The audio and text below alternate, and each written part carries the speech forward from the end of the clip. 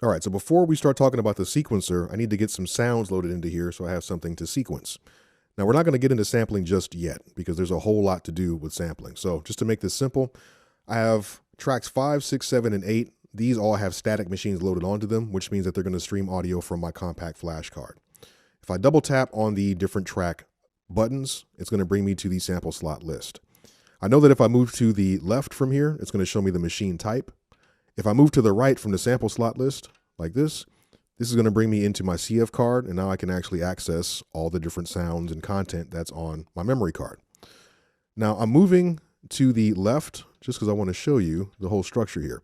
So this is my production and show set, and within this set, I have a bunch of different folders for my projects, and I have a folder that says audio. This is the audio pool, and all the audio content that's stored on my Octatrack, unless I've saved it in specific project folders, all of it's going to be stored here.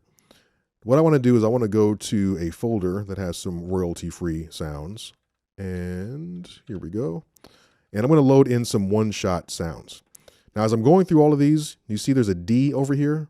The D stands for directory. So that just lets you know that what you're looking at is a folder and not an actual sample.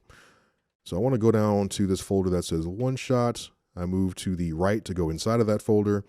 And I'm just going to find a few one-shot drum samples. So I have some kicks in here and synth and affected kicks. Okay, and now we can see there's a length of time here. So now we know that these are samples, and we can see the sample rate, the bit depth, and whether or not it's monophonic or stereo. So if I want to listen to one of these, if I want to preview something, I can hold function and press yes once I've highlighted that inside of my display. All right, so I'm going to load that, hit yes, and now that is in sample slot 5. Track 5 by default is going to play whatever is loaded into sample slot 5, but we can change that. These tracks can play any sample from any sample slot. Just be aware that by default, track 6 will play the sample in slot 6, etc. So let me load something different into here. I'm going to load, let's see, maybe we'll get a clap of some sort. That'll work. Sample slot 7. Press to the right. Here, I'll find maybe some sort of hi-hat. And let's go for a short hat. Okay, that works there. And for the last slot, I think maybe what I'll do here is bring in an open hi-hat. So let's see, open hats. Okay, that works. So now I have 4 different samples. Each sample is loaded to a different track that has a static machine. So when I play these different samples, they're going to be playing directly from the compact flash card, not from Octatrack's RAM. All right, so now that I have these sounds here, what's next? Well, if we look down at the bottom, these different pads here represent the steps in my step sequencer. But these also allow me to play the different tracks in real time. We see down here it says sample/MIDI trigs. If I press this button right here, it says T5. That's playing the sample that's on track 5. That's the clap on track 6. That's the close hi-hat on track 7. And that's the open hi-hat on track 8. Now, I could try to record something in real time if I wanted to. Or I can manually place these into the sequencer and place them at specific steps. So again, we're dealing with the step sequencer here. I'm going to go ahead and press play.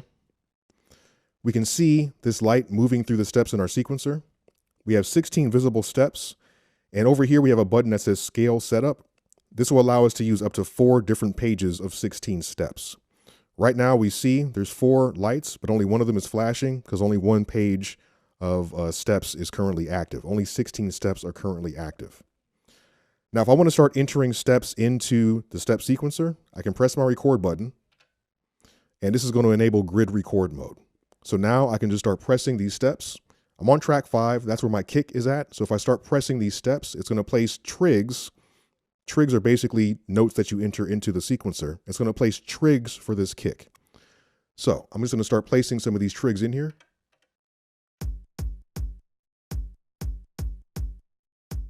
So now we can hear the kick drum is playing based on where I put it in the sequence.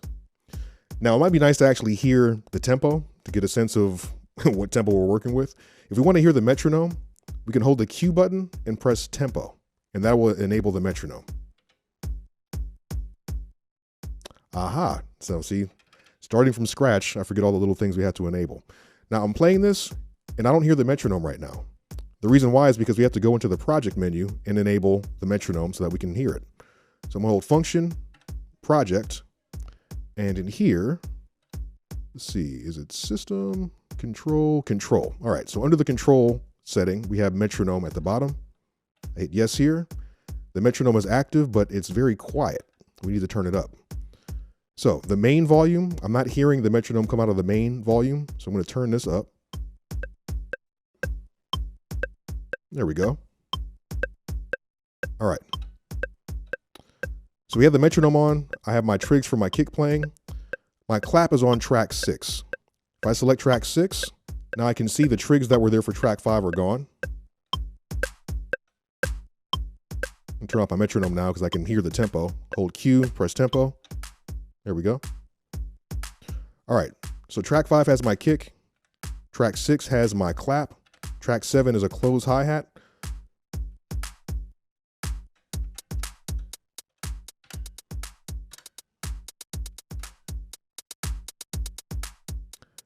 Track 8 is an open hi-hat. Now, this would be completely inefficient if this is how we had to actually use these tracks.